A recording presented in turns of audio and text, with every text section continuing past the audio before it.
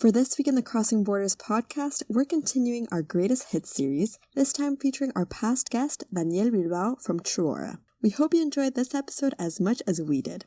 My guest today is Daniel Bilbao, co-founder of Truora, a service that does on-demand instant background checks all across Latin America.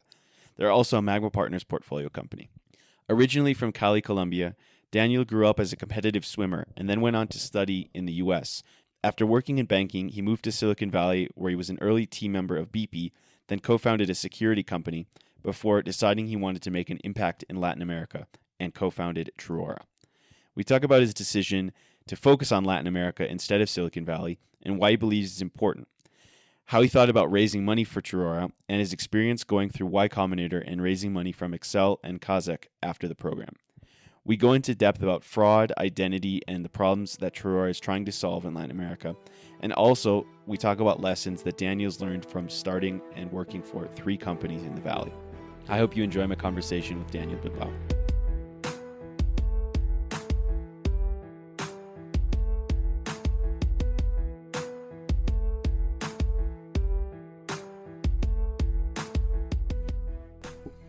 Hey Daniel, welcome to the podcast. Thanks for being willing to do it. Thank you, Nathan. No, happy to be here. So where are we in the world today? We are specifically in a WeWork office in Bogota, in Colombia.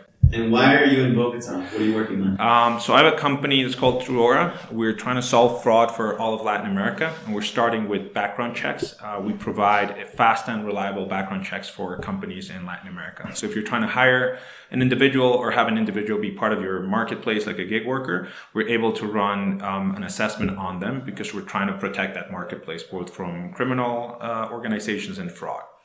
So for someone who maybe is listening and doesn't know the reality of Latin America, why is this a big problem that needs to be solved, and how is it different from the US? So I always say that it's painful for me to state it, but Latin America is a world of very creative people and where you can have very many professions, but there's a ton of unemployment. So one of the highest paying and highest risk profession is fraud or theft. And it is actually a profession. You got some of the best and baddest folks, and you can see this on Netflix and all over the world.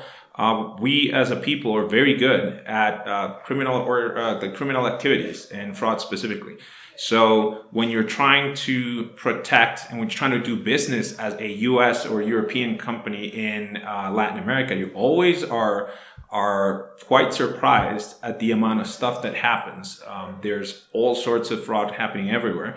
And that makes it harder for business to be successful, and it makes it much harder for startups to be successful, and it's hard to invest. So being on your side as a VC, you're always thinking, man, how much this euphemism of leakages, like what percentage of whatever check you're putting into an endeavor is it going to take? So it is very much a profession, and there's experts here, artists, so to speak. Yeah, and even just, I always tell people when they talk about like, why is someone trying to steal your iPhone in Latin America more than in the US? Well, the incentives are your iPhone is 2 to 3 months salary for somebody. Right. In the US, it's like 3 days of work. Exactly. 5 days of work. So why, the incentives are set up where you're going to have stuff like that more often. And there's less opportunity, which is another point of why we started Truora. We believe that there's a ton of talent in Latin America. And when you're thinking about the world and what arbitrages are there to try to help bridge that inequality gap that's so large here, engineering is a very quick way to do that. If you're a super smart engineer and you get a couple of shots, like a couple of opportunities, you're going to be well. So when we were thinking about starting a company, we wanted to do something that helped the region. We are extremely patriotic. If I ever had a tattoo on myself, it would be my flag. And then the other thing that we wanted was to do something that was good, not just for the region, but it was good for our own people, like our own folks. So that's why we focused on having an engineering driven company that worked with a lot of folks from specifically my hometown in Cali, but also in Colombia. And then we'll do offices hopefully all over LATAM and help create that, bridge that gap of not ability, but knowledge. Because we think that people are just as smart here as they are anywhere in the world. They just don't see the opportunity. They don't see the ambition. And we're trying to get that to happen with our company. Yeah, talent is evenly distributed, but opportunity just isn't. And there's this expression in the US that's saying when you're woke means like you understand something in a much more nuanced way than everyone else. I think that we're just on the cusp in Latin America of being awoken to understand that we're just as good as everyone else. We can compete with the best of them. And there's a huge market here that can allow us to build very significant companies that can have an effect, not just in Latin America, by the way, but starting with Latin America. And that's something that you just don't see in the region. Whenever I talk to founders, the thing that I'm most looking for is that ambition that's not like ego. It's more like, hey, yeah, we can build a company and have 300 employees and a couple $100 million in revenue. Like that's absolutely feasible. It's hard. You need a ton of luck, but it can be done. And we're just as good as everyone else to do it. Very few people think like that now. And I talk to everyone. I am telling you, very few. And that's something that can be learned. And that's something that can be learned from the founder level all the way to the entry-level employee. So that's also something that's very near and dear to our hearts. Yeah, and we've seen that too with companies that we've invested in where, for us, obviously, the founder that's saying, I'm going to go to do the 300-person company and 100 million in revenue, those are great. But the next best for us is the company that has all that talent, but hasn't had that like that mindset shift, right? Yeah. Where we can help them turn that switch and they say, oh, I actually can do this. Or especially with maybe a third of our companies attack the US market and they say, well, no, I'm in Chile, I should expand to Peru. You say, no, you're in Chile, you should go to the US. Exactly. It's actually maybe easier to even go to the US than to Peru. So for us, we have this view on Truora because the thing about background checks in Latin America specifically is that a background check is a proxy for fraud. What you're trying to protect against is a theft or some criminal activity. In the US, it's more compliance. You're supposedly trying to protect the marketplace, but the reason Uber does a background check in the US is very different for why they do it in Latin. Like there's going to be some similarities, but in general, they're not. And one thing that I learned with the last startup that I built was that the difference between California and Texas is significant. And it's not more so or less so than Colombia, Chile, and Peru. So the moment that you stop thinking about countries in South America, more like states, I've always said that we work in the United States of Latin America, and there's some bigger states and there's some smaller states, and it's harder or easier to have to do business in some versus the other. But if you have that mentality, then you can build something more significant because then you get to see how alike markets are as opposed to different. I speak to a ton of founders and they say, oh, Mexico's super tough. If you're Colombian, then you're scared shitless of going to Mexico, and Brazil is a different world. You don't even want to touch that. Yeah. I'm of the view that you do everything, you do it right away. And if you can't do all those markets, then you either have a problem with the team that you're building or with the product itself that you don't understand it. That the spread too thin, I believe that happens from a product standpoint and from an initiative standpoint. I don't believe that happens from markets in Latin America. We're too damn similar to have that view. We'll see. I'm at seed stage. I'd rather say this and state it when we're at Series D and doing really well. But that's our view. And there's been a decent amount of entrepreneurs that have been on the podcast that have a very similar view that have been really successful, where they pick 2 or 3 countries and launch it simultaneously. Right. Because they think that 1, you got to be able to do it in 3 markets, but 2, you're going to be more likely to be able to raise money if you're not just the company that's only in Colombia or only in Chile. Yeah. Getting it going right away. No, I talked to a lot of founders. I'm sure like a few of the ones that I'm sure you've interviewed, we've sat down. I don't want to name them because I don't know if they'd be okay with it, but I would be like, launch Bolivia right now. Mm-hmm. Like, don't tell anyone. Just put 50K into it. Show it. Don't tell any investor. Just do it. Just get comfortable with learning. Because the thing is, you learn that market. You don't launch a market to get $1 million of revenue right away. You launch it to get an understanding of what's happening and to be able to build a foundation so that can go quickly. It's better if you can go all in and just hit the numbers quickly, but the learning takes time. So you want to do that in parallel, not in series. So we'll talk more about Truora in a minute here, but I want to jump into you. Sure. So you said you're from Cali originally. How long did you live there for? So I tend to speak in we because there's 2 of us. I have an identical twin. My brother, he's one of the Rappi folks. So I'm from Colombia.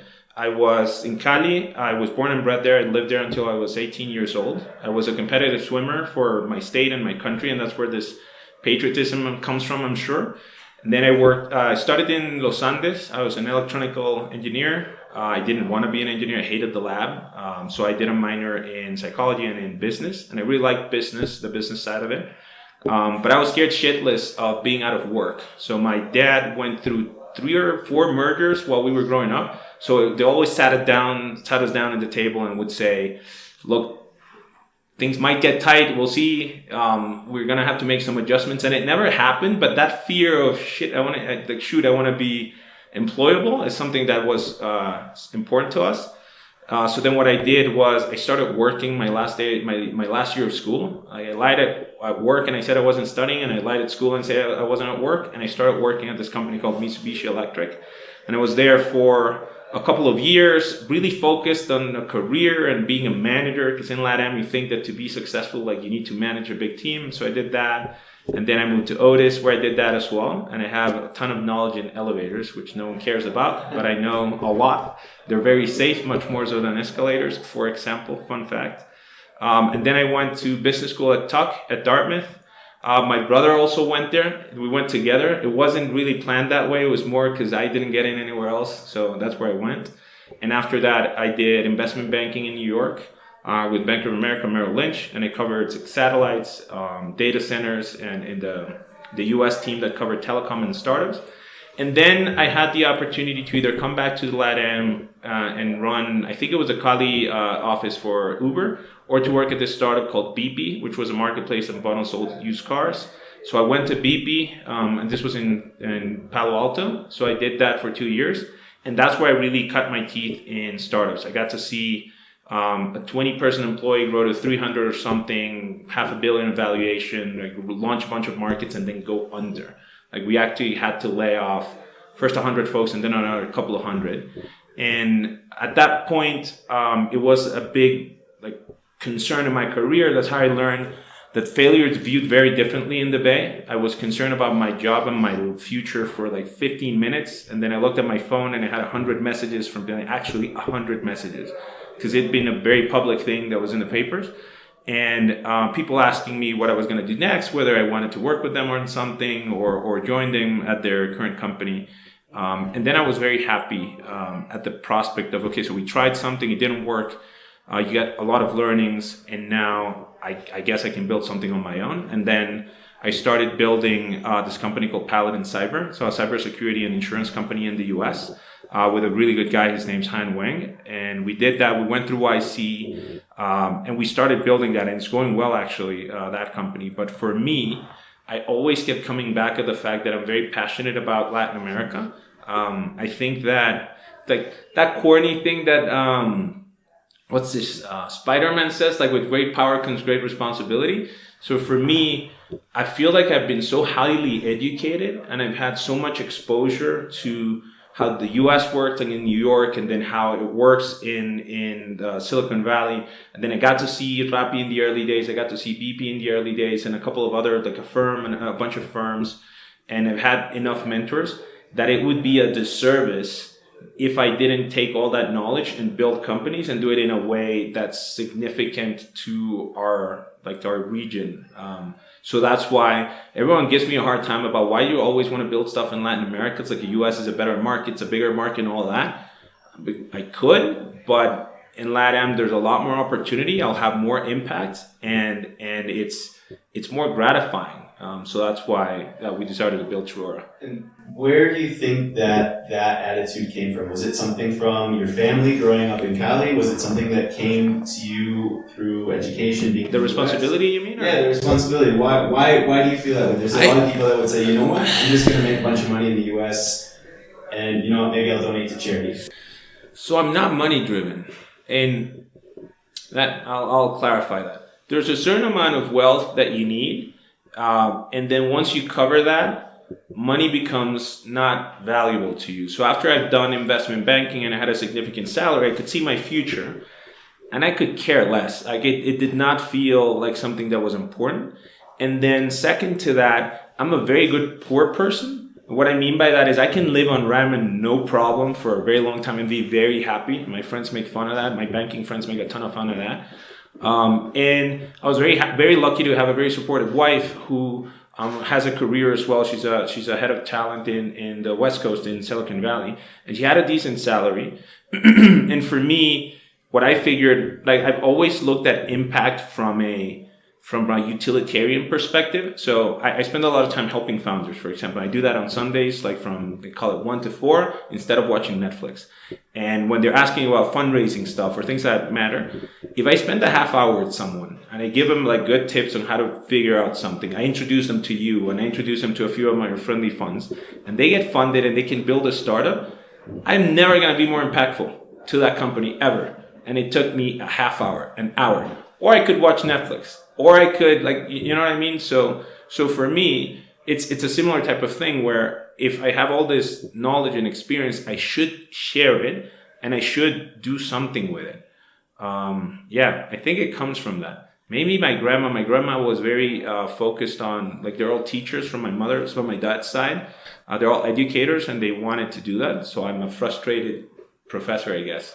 I think that's where it comes from. What was it like growing up in Cali?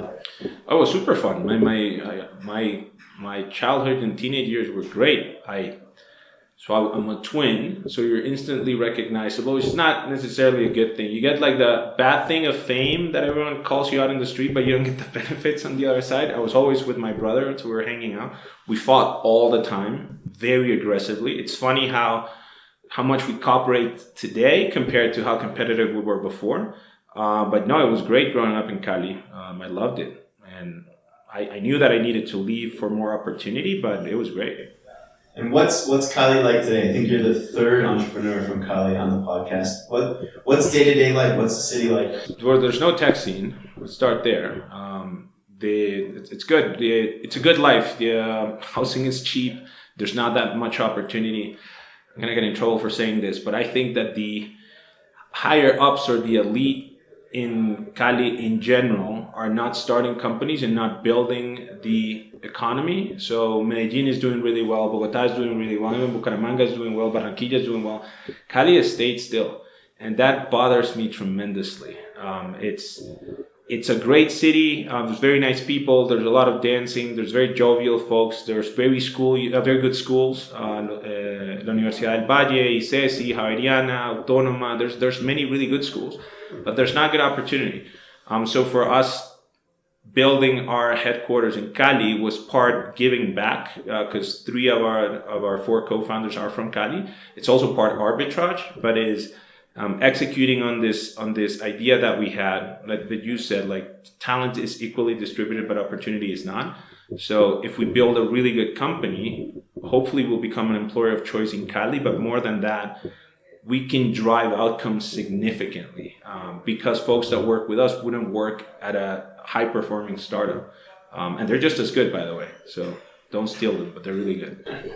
That's what we've seen all across the region in Latin America, where you find people with extremely good talent, but maybe they didn't finish university because they didn't like it, or they ran out of money, or whatever it might be. And you see them 2 or 3 years later, and they're making more money than everyone else in the family combined. Right. And that's super interesting to see. It's really fun to be able to support that. But the biggest benefit for the company, beyond helping the people, is that they're going to be loyal. And the biggest problem in Latin America, in Silicon Valley today, is that people leave, like, engineering jobs at startups or even at Google and Facebook every 12 to 18 months. Yeah. So the biggest advantage that I see of building tech in Latin America is that as a startup, your only advantage is speed and being able to have a good team, right? So if people are leaving startups in Silicon Valley every 12 months, you don't have that problem nearly as much, especially at early stage in Latin. You know, you're starting to see it a little bit. I can make a really good business case for it, but that's not why we do it. Yeah. We do it because we think it's the right thing to do. Like, whenever the best thing about building a startup is that you can build it to whatever you like. So for us, some of the decisions that we've made is that we hire very junior. So we'll get very junior engineers, and then we'll hire a few seniors that can teach them. They'll grow into becoming very strong and very productive. And again, I could make a hell of a business case for it, but I guarantee you that it's much easier to hire senior. And that's one of the things that we do that goes against the grain, that we'll either be called very smart for a few years from now or call it a big mistake. But we're so committed to it that we think that helps. And we see that. We see the change in outcomes just by growing the team and doing it in a thoughtful manner. So jumping back into BP, you mentioned that. Yeah, I worked there. What was the biggest couple of lessons you learned watching a company go from very small to very big and then not working? Man, we could be here for hours, but I'll share a few. One, middle management is super important. So some of the stuff that we did early is we would get this very good kids from very elite schools, and they would be at a job for 6 months, and they would be growing, and then they would need to become a manager, right? And then they would manage folks that are a year younger than them, and making sure that they had the right tools to build that out was something that we didn't do particularly well. We could get away with it because we were growing and there were things, but the importance of strong management skills for middle management, founders and management team obviously, but for middle managers is something that was super important. The other things that I've learned is how to communicate to a team where things are going well and when they're not. I have this idea of this well of trust. And the more you feed into it early when things are going well, the more resilient people are going to be afterwards. I also learned a ton about resilience. We had no one leave when the company was in a ton of trouble. And it's not because we didn't have issues, we did. But people step up when you see a big challenge that you're trying to overcome. And we did it a couple of times. It's just at the end of it, we weren't able to accomplish it. But most of all, I was able to see all the things that happen to a startup as you grow. For example, when you're 20, all hands are really not required. Everyone sees where you are. Then when you're 50, it's slightly different. Then if you move to a building that there's a divisive wall, then all of a sudden you have to do all these things to make sure that people are connected. Then when you start bringing in analytics and HR and career progression, all that's things that happen, I got to see. So it's not very specific, but we got to see very fast growth and how some choices early seem not meaningful, but then later become a huge problem if you don't address them. So that was good learnings. And you've now seen another company up close go really, really high growth in Rappi. Yeah. How does both of those stories influence the way you think about growing your own business in Truora? I'm going to get in trouble for saying this. I have a very different philosophy for growing businesses when compared to Rappi and Truora. I think Rappi is a hell of a business. I think Simon is a genius, and I would equate that all of us that are coming after him building companies, we owe him so much because he was able to get the bigger funds to come here when no one would, and the amount of risk that they would take, every single round betting the company and going growth and being ambitious in a way that wasn't disrespectful. There's so much to learn from the founding team in Rappi. And I got to see my brother work because he shared some of the stuff that they were doing a few months ago, and I got to see him work personally. And I used to criticize him so much for his style. We have very different management styles and philosophies and all that stuff. And after seeing him work for a couple of months, I have so much more respect for him as a professional. So I'll tell you what the things that I take from Rappi. You have to be focused on growth. You have to be focused on building a really good product. You have to bring in the best possible team that you can. This idea of launching multiple markets at once is something that I took away from Rappi. Because if you ask them, they wish they'd done that earlier. What else? How to set up hiring so that it works. And then from BP, I learned product. Ale Resnick is really strong on the product side. How to hire the best quality on the junior team. Make sure that you're not, just because they're junior, just hire anyone, but hire for potential. I learned a lot about customer service and the voice of the customer, how you make sure that you want to have the best experience for them. And then there's a lot of the stuff that you just don't agree with that you'd rather not do. So you see someone doing it a certain way, and I'm like, yeah, I don't want to do it that way. So there's a bunch of that too. Yeah, I had one of the best learning experiences, luckily at a very young age, where I consulted at a tech startup that was blowing up, that was failing. And I learned every single thing not to do. And that was way more valuable than working at a really, really good tech startup that was going well, because it's easier to find the stuff that works, and learning in I think it was only about 3-4 months, seeing this is every mistake you don't want to make. So it's really good to be able to take from the good and the bad from people. Right, but the difficulty there is you make a ton of mistakes all day. You just don't know which are going to be consequential, right? And you make a bunch of choices, positive choices all day, and then some really move the needle, and some are doesn't matter, right? So one of the things that we have in Truora right now is transparency. One thing that I learned was, as a senior executive, I always wanted full information.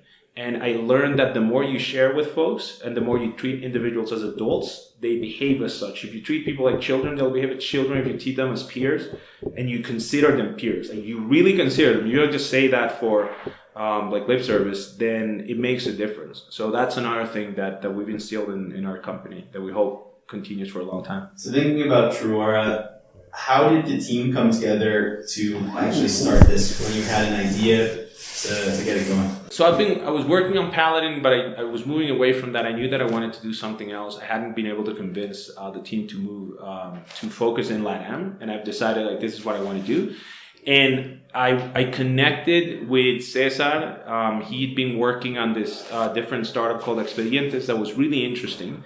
And it was one of those really smart engineers that I saw oh man, I could make something out of this. And then I met with him and David and Maite, and we sat down and we wrote it on a piece of paper. I said, because I've been trying to convince Checker. Checker is a big background check company in the US. I could try to convince Daniel a couple of years ago to go to LATAM and build out background checks, because I knew that Rappi needed and a few others. And they're no, we're focused on the US. He's very, very focused on the US. And I told them, if we do this, I bet you that I can bring significant revenue quickly. And then we started working on it, and then they just busted their butts and did it in 3 months. And then we started working very quickly. With Rappi, we did a deal for something there with Uber as well, and we started working with Davivienda, and then it was off to the races. So how does the product actually work? So how does it work? You put in your ID, and it finds information, background check information. So criminal, there's some health stuff, legal records for the individual in less than 30 seconds. You can do it with an API, simple call, very quick, and you can get the detailed report. And it helps from anyone from the mother who's trying to hire a nanny and is trying to figure out whether this is someone that's trustworthy, all the way to the gig economy where they're trying to look at 10,000 couriers, 20,000 couriers a month, to fintechs who are trying to, when they're going to issue loans, they want to make sure that people are not in trouble. There's a ton of use cases. But the idea is you put your ID, you get the individual's ID, you get their consent, so you check the box, you hit OK, and then you get the background check.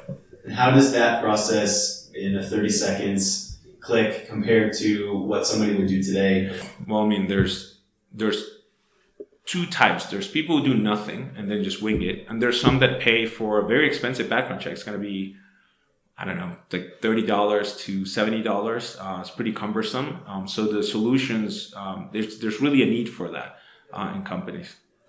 So let's talk about how you funded the business. You started out selling right away and then raised a bit of money. Yeah, so we did it. That's one of the things I learned from before. And now I relearned because I have a different philosophy. So we priced it in a way that was fair, that wasn't cheap, but it wasn't expensive. And we funded the business ourselves. So Cesar, David, and I spent a bit of money, and then my team came in, and we spent a bit of money. And then once we had something like 5K, 6K of revenue, we had to make a choice. We decided we were not paying ourselves anything, none of the founders, and we were deciding how we were going to scale ourselves.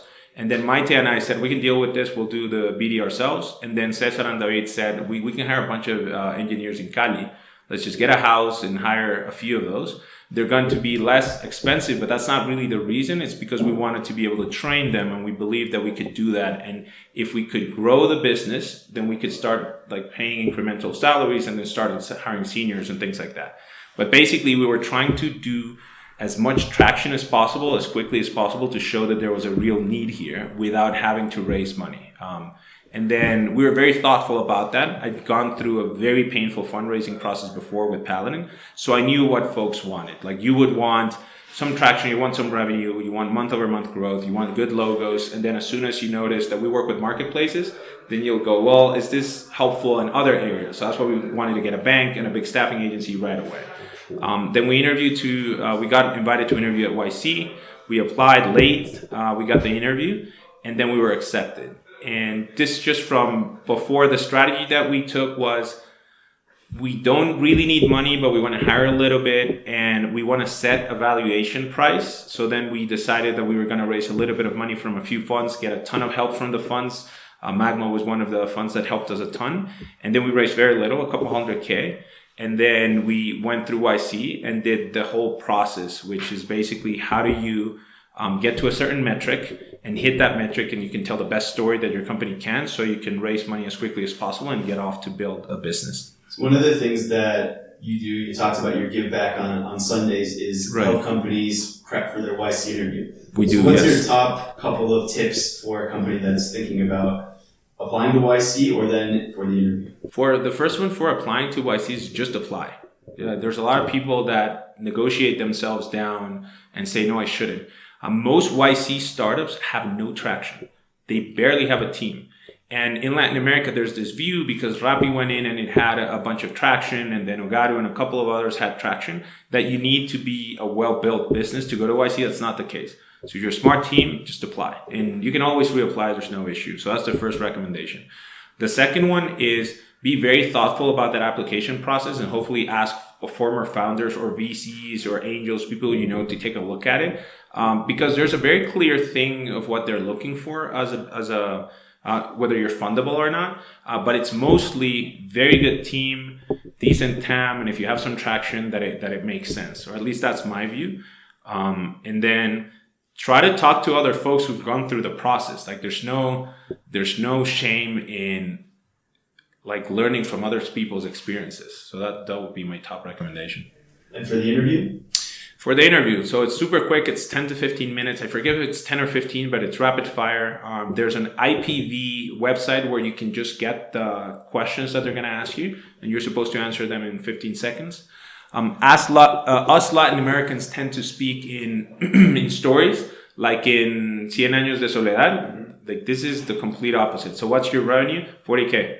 What's your revenue? Well, we started working at 40K, and then tell the story. Like first the fact and then the story, and be very crisp on that. So that's my biggest recommendation. Like no BS. And once you get in, what's the best way to take advantage of it?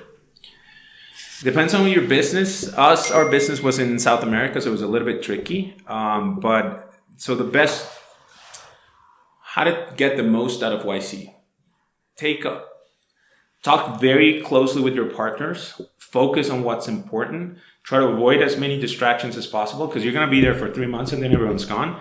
And try to do as your partners tell you. There's some things where you can skew away a little bit, but in general, they really understand what's happening. Like this time around, every time YC would tell me, don't do this, I'm like, no, I'm going to do it anyway. I would regret it like 2 weeks later.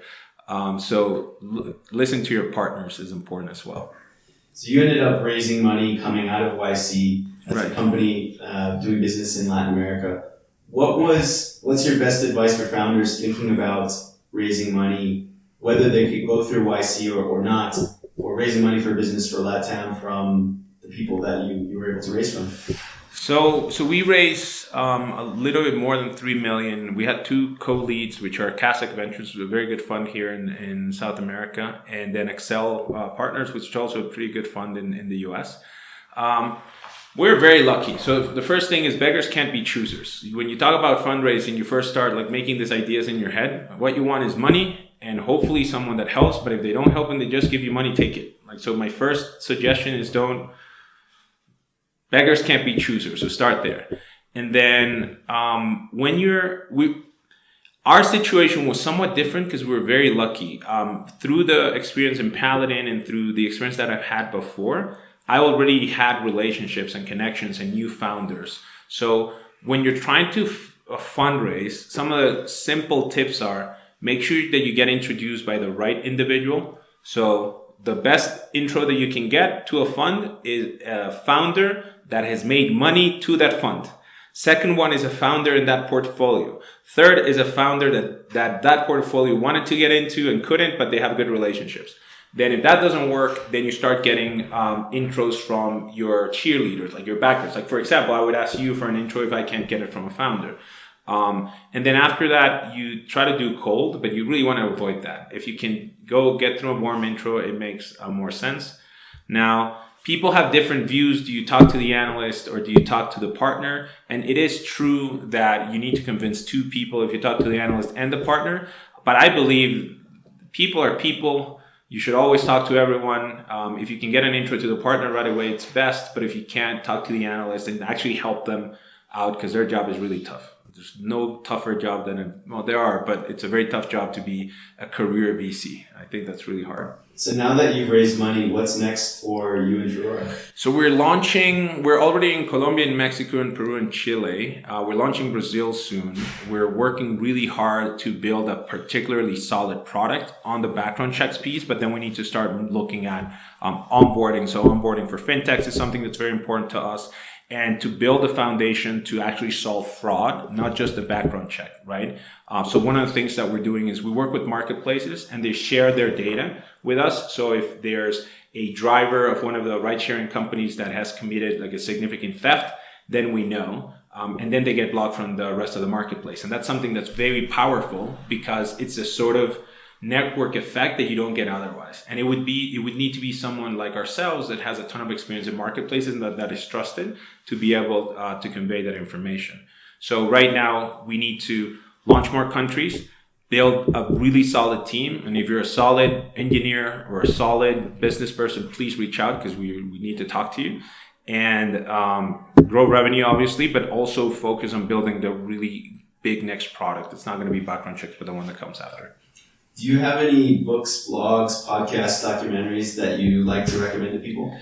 Yeah, so I was very lucky that my career started in sales, even though I was an engineer. I think that's one of the core skills that people are really bad at and they should get. So there's a book called Influence by Cialdini. And everything I ever do on sales, and I'm a decent guy on BD, and particularly strong on complex deals, everything I took from that book. Like, I kid you not. So just read that one. So that's good. There's another one called Grit.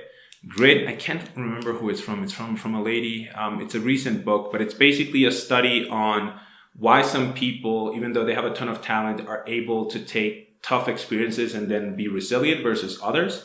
I think that to be a good founder and a startup person, you need to have a ton of grit, and being purposeful about that is interesting.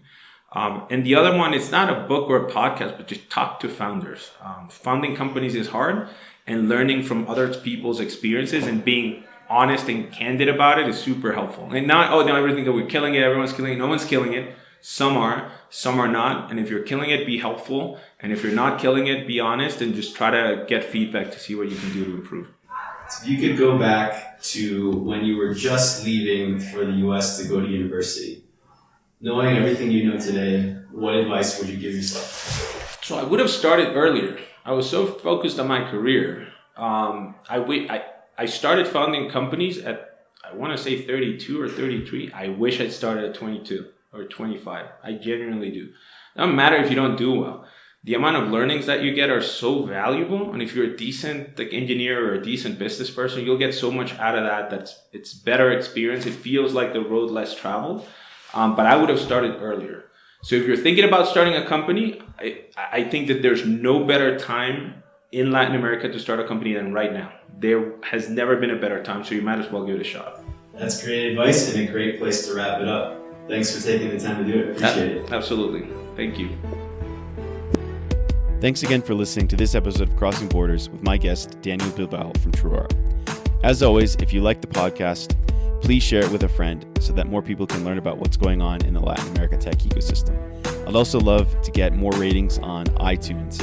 So if you really can take a little time out of your day to put a little rating there, I would really appreciate it. It really helps more people discover it. Be sure to check out latamlist.com for daily tech news updates in the region, and my book, Crossing Borders, if you want to know more about what's going on in Latam. Thanks to Angel, Sofia, and Josefina for helping produce this podcast, and thanks to you for listening. Have a great rest of your day.